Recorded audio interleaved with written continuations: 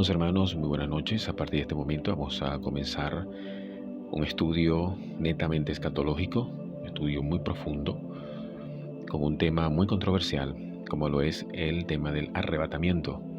Como subtítulo, el tiempo está cerca. Esto como doctrina.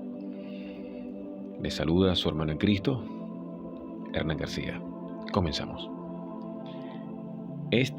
Un tema, como ya había dicho, profundamente escatológico, que lo analizaremos lo más sencillamente posible por su grado de complejidad. Algunos le llaman el rapto y lo vinculan con la iglesia. Muchos estudiosos dicen de los tiempos o posiciones de los milenaristas, pre y postmilenaristas.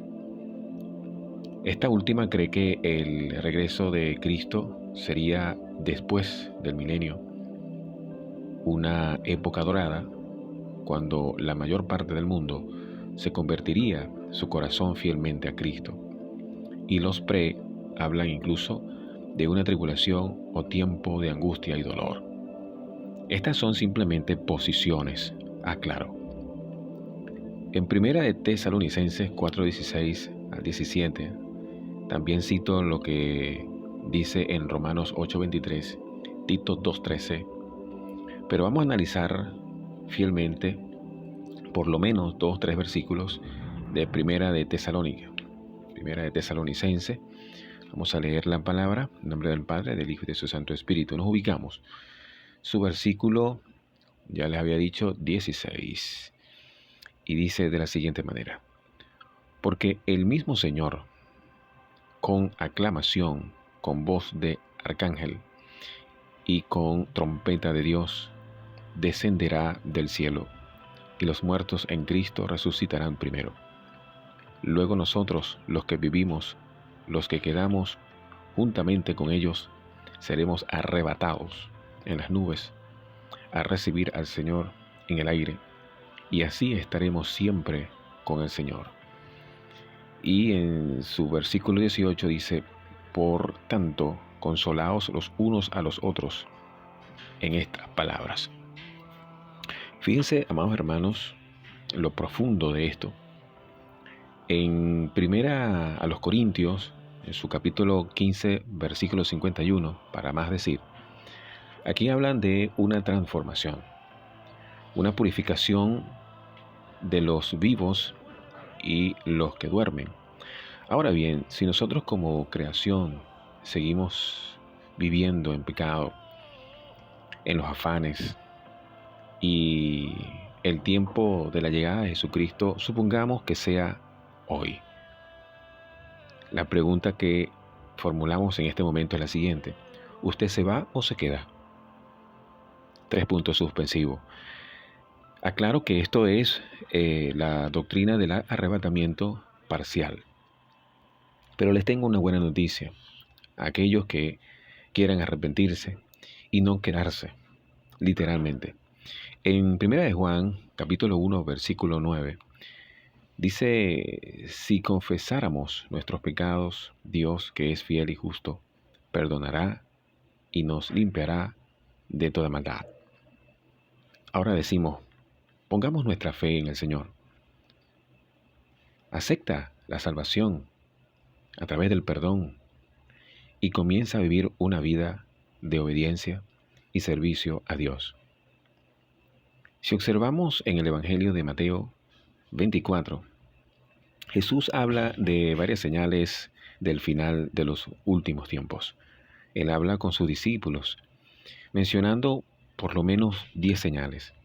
La primera de ellas es falsos maestros, falsos cristos, guerras, amenazas de guerra, rumores, hambre y terremotos, persecuciones y odio a los cristianos.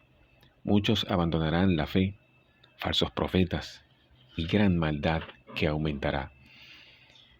En Mateo 24, en su versículo 36 al 51, donde nos dice que ni el día ni la hora nadie sabrá, ni aun los ángeles de los cielos, sino el Padre, la llegada, por lo menos la segunda llegada de su Hijo Jesús. En el versículo 40 hay algo muy peculiar. Dice que estarán dos en el campo, el uno será tomado y el otro será dejado, y así continúa los ejemplos bíblicos. Quiero aclarar que cuando nosotros hablamos de lo que es el arrebatamiento, decimos que son raídos, o sea, es lo que expresa las Santas Escrituras. En el término del Antiguo Testamento, es decir, es tomados. El decir esto es un hiperliteralismo. Tenemos que tener mucho cuidado bíblicamente.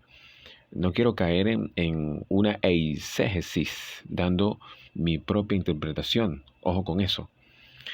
Haciendo una comparación en los días de Noé, muchos estudiosos, teólogos, gente que se mete profundamente en este tipo de estudios, lo deben comparar inmediatamente con Noé, porque Jesús hace una narrativa de comparación a los tiempos de Noé. Cuando Noé, con el poder del Espíritu Santo, le predica o le predicó, les dijo a esa gente que se arrepintieran, pero no le hicieron caso. Pues esta generación que señala Jesús va por el mismo camino. Esperemos que no, amados hermanos, de verdad, que este mundo como lo conocemos conozca realmente a Cristo, ¿m?